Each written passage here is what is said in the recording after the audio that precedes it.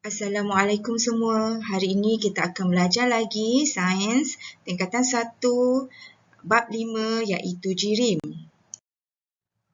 Subtopik 5.1 jirim dalam alam. Okey, terima kasih kepada Cikgu Tio sebab telah menyediakan PowerPoint ni. Jadi cikgu tinggal gunakan aja. Mula-mula kita kena faham dulu apa maksud jirim. Okey, jirim ialah semua benda yang mempunyai jisim dan memenuhi ruang. Semua benda yang mempunyai jisim dan memenuhi ruang. Okey, benda hidup. Benda hidup ialah jirim. Contoh manusia, tumbuhan dan haiwan.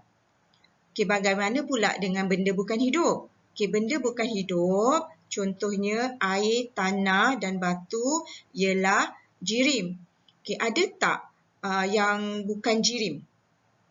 Okey, sebenarnya dalam dunia ni ada juga benda yang bukan jirim. Contohnya cahaya dan bunyi. Okey, cahaya dan bunyi kita tak boleh timbang. Okey, bila tak boleh timbang maksudnya dia tiada jisim. Okey, bagaimana pula dengan udara? Okey, nanti kita akan lihat. Adakah udara itu jirim? Kita boleh jalankan dua aktiviti. Aktiviti pertama, apabila kita meniup belon, belon akan membesar dan mengembang. Ini bermaksud udara memenuhi ruang. Okey, aktiviti yang kedua, belon yang kita tiup, kita gantungkan dan kita imbangkan pada pembaris meter. Salah satu daripada belon ini, okey, contohnya adalah belon berwarna ungu ini, kita cocokkan dengan jarum dan kita akan dapati bahawa belon ini akan mengempis. Ini bermaksud udara di dalam belon berwarna ungu ini terlepas dan kita dapati bahawa pembaris ini akan condong ke arah belon berwarna kuning. Okey, ini bermaksud udara mempunyai jisim.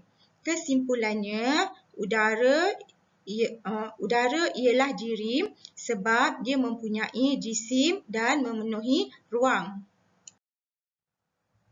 Sifat fizik jirim. Okey, bagaimana kita nak mengenal pasti sifat fizik jirim?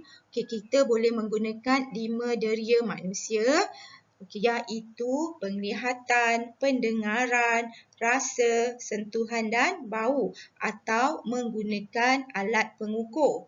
Okey, contohnya ialah cecair yang berbeza mempunyai takat didih yang berbeza. Contohnya adalah takat didih air ialah 100 darjah Celsius. Okey, takat didih air ialah sifat fizik. Okey, contoh yang kedua, takat lebur. Takat lebur ais ialah suhu yang tetap ketika ais berubah menjadi cecair pada tekanan yang tertentu. Contoh ketiga sifat fizik ialah gula boleh melarut dalam kopi. Okey, melarut ialah sifat fizik. Okey, contoh yang keempat, pemegang periuk diperbuat daripada bahan penebat haba seperti plastik. So, penebat haba ialah sifat fizik. Dan contoh yang kelima, periuk diperbuat daripada bahan konduktor haba seperti logam. Seterusnya, kita belajar sifat kimia jirim. Okey, apa itu sifat kimia? Sifat kimia jirim menunjukkan tindak balas sesuatu bahan itu berubah menjadi bahan yang berbeza. Okey, bergantung pada tindak balas yang berlaku terhadap sesuatu bahan. Okey, contohnya, okey, ini adalah gambar berkarat, besi yang berkarat. Okey, pengaratan berlaku kepada besi apabila terdedah kepada air dan udara. Okey, contoh yang kedua, okey, ini adalah gambar nozzle di petrol pump. Okey, petrol merupakan jirim yang mudah terbakar. Bagaimanakah kita mengelaskan bahan daripada pelbagai ciri? Okey, ada 4 ciri. Yang pertama, takat lebur. Yang kedua, takat didih. Yang ketiga, ketumpatan. Dan yang keempat, keterlarutan. Pengelasan bahan berdasarkan ciri ketumpatan. Apa itu ketumpatan? Ketumpatan ialah jisim per unit isi padu bahan. Daripada ketumpatan, kita boleh menentukan kebolehan sesuatu bahan untuk terapung dan tenggelam. Bahan kurang tumpat, dia akan terapung, manakala bahan yang lebih tumpat akan tenggelam. Contohnya antara minyak dan air. Apabila minyak dan air kita masukkan di dalam sebuah gelas dan kita akan dapati bahawa minyak akan terapung di atas air. Contoh lain ialah campuran gliserol dan air. Lebih tumpat adalah gliserol, kurang tumpat adalah air. Maksudnya gliserol akan tenggelam dan air akan terapung di atas gliserol. Contoh kedua adalah campuran petrol dan merkuri. Yang lebih tumpat adalah merkuri dan kurang tumpat adalah petrol. Yang ketiga, campuran pasir dan air. Apabila kita campurkan, kita dapati bahawa pasir akan tenggelam, bermaksud pasir lebih tumpat. Manakala air akan terapung, bermaksud air kurang tumpat. Dan yang terakhir ialah campuran minyak dan gabus. Lebih tumpat adalah minyak, kurang tumpat adalah gabus. Maka gabus akan terapung di atas minyak. Pengelasan bahan berdasarkan takat lebur dan takat didih.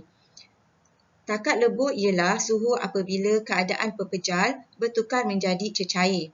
Manakala takat didih ialah suhu apabila keadaan cecair berubah menjadi gas. Kita lihat contoh-contohnya. Contoh yang pertama, air mendidih pada 100 darjah Celsius. Ini bermakna takat didih bagi air ialah 100 darjah Celsius. Contoh yang kedua, ais melebur pada 0 darjah Celsius. Maka takat lebur bagi air ialah 0 darjah Celsius. Contoh yang ketiga, besi melebur pada suhu 1536 darjah Celsius. Maksudnya takat lebur bagi besi ialah 1536 darjah Celsius. Pengelasan bahan berdasarkan ciri keterlarutan. Keterlarutan ialah kebolehan sesuatu bahan untuk melarut di dalam pelarut dan membentuk larutan. Ia bergantung pada ciri-ciri fizik dan kimia bahan larut dan pelarut. Bahan yang berbeza mempunyai kebolehan melarut yang berbeza. Alhamdulillah, selesai kita belajar subtopik 5.1 bab jirim. Jumpa lagi kita pada subtopik yang seterusnya.